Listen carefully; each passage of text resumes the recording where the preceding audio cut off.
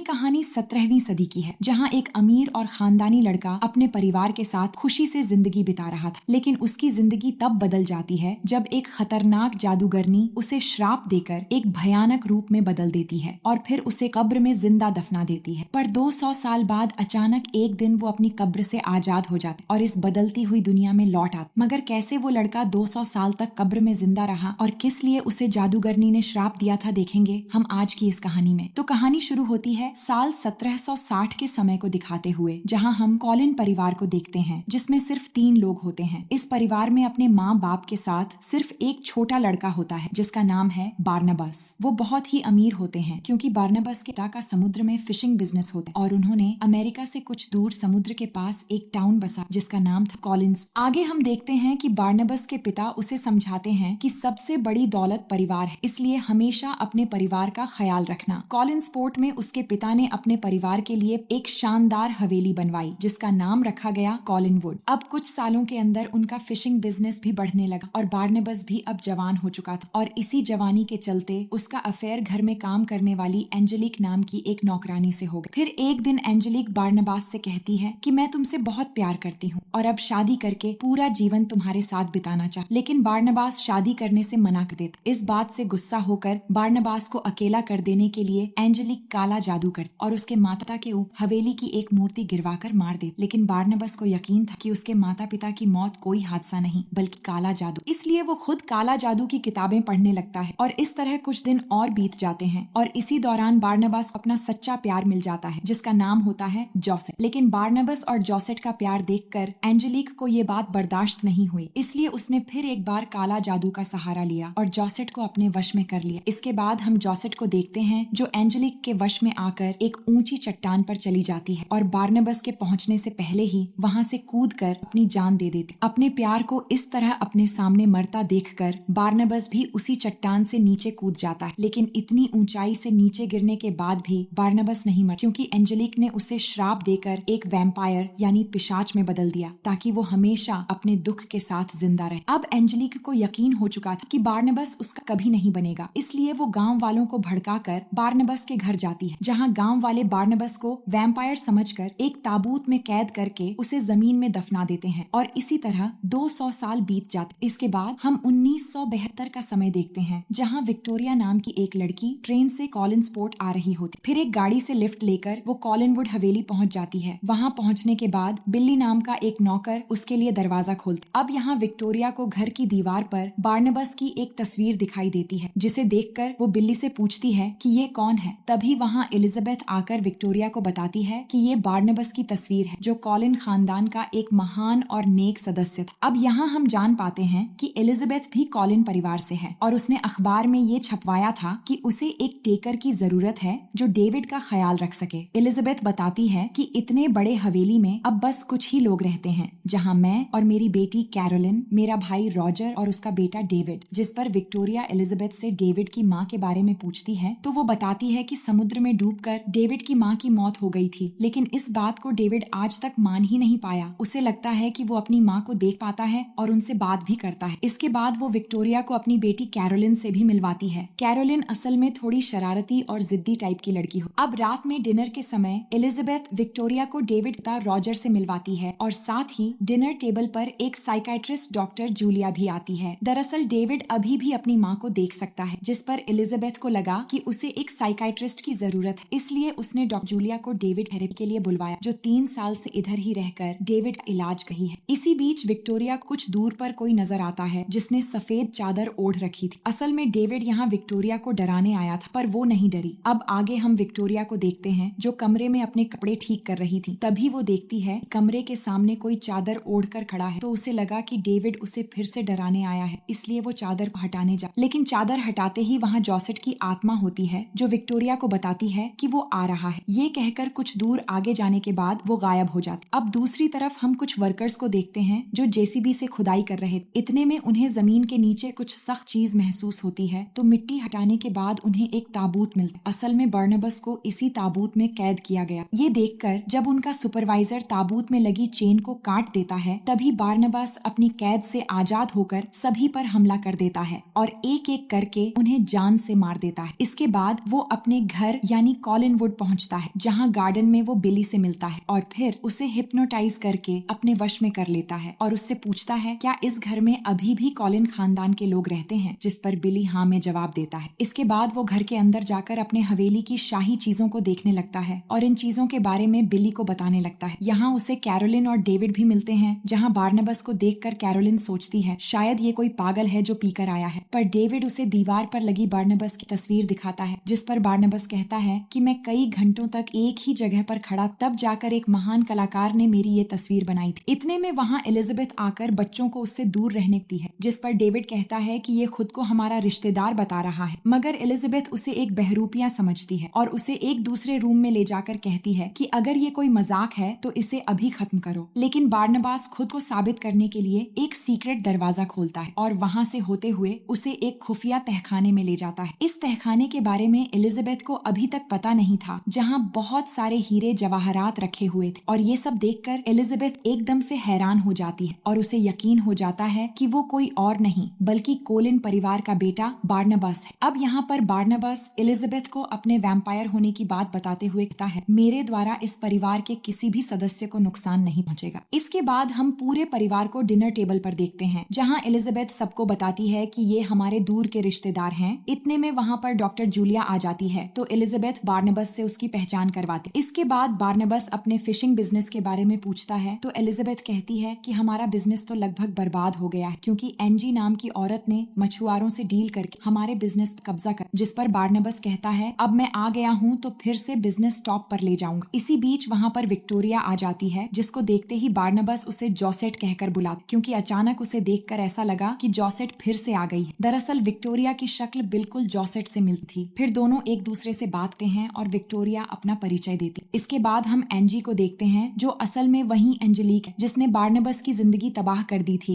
फिर काला जादू करके खुद एक चुड़ैल बन गई, जिसके बाद अपना नाम बदल के 200 सालों से अभी तक जिंदा थी। इसके बाद वो ऑफिस पहुंचती है, जहां उसे पता चलता है कि पिछली रात खुदाई के दौरान उनके वर्कर्स को लगभग 200 साल पुराना एक ताबूत मिला, जिसके बाद किसी ने उन सभी वर्कर्स को बहुत बेरहमी से मार दिया। ये सुनते ही एंजेलिक शॉक्ड हो जाती है और उस जगह पहुंचने के बाद उसे पूरा यकीन हो जाता है कि बार्नबास आजाद हो गया है। इसके बाद वहां से निकलकर सीधा कॉलिनवुड पहुंचती है, जहां वो एलिजाबेथ से बात करने लगती है। इतने में बार्नबास आकर जब उससे हाथ मिलाता है तो उसे एहसास हो जाता है कि यही एंजेलिक, जिसके बाद बार्नबास उसे एक दूसरे रूम में ले जाकर फिशिंग बिजनेस के बारे में बात करता है। तो वो कहती है अब ये बिजनेस मेरा है और तुम जान गए होगे कि मैं कौन हूँ, जिस पर बार्नबास कहता है कि हाँ मैं जानता हूँ, तुम वही चुड़ैल हो जिसने मेरा सब कुछ तबाह कर दिया था। मैं तुम्हें काला जादू के जुर्म में अंदर करवा दूंगा। वो कहती है तुम ऐसा कुछ भी नहीं कर सकते, तुम पर कोई भी यकीन नहीं करेगा, क्योंकि मैं 200 सालों से अलग अलग रूप लेकर इस समाज में बहुत इज्जत से जी रही हूँ और कॉलिंसपोर्ट अब मेरा है। अब उसके जाने के बाद बार्नबास एलिजाबेथ को एंजेलिक के बारे में सब कुछ बता देता है कि ये वही चुड़ैल है जिसने मेरे माता पिता और मेरा प्यार सब कुछ छीन लिया और मैं कुछ भी नहीं कर पाया, जिस पर एलिजाबेथ उसे मोटिवेट करती है कि तुम वापस से अपना बिजनेस खड़ा कर सकते हो और अपने परिवार फिर से एक ऊंचे मकाम पर ले जा सकते हो। इसके बाद बार्नबास सबसे पहले अपने हवेली की रेनोवेट करवाता है और दीवारों पर खूबसूरत पेंटिंग्स बनवाकर अपने हवेली को फिर से शानदार बना देता है। फिर अपने बिजनेस को बढ़ाने के लिए बिली को साथ लेकर कुछ बड़े बड़े मछुआरों से मिलता है और उन्हें हिप्नोटाइज करके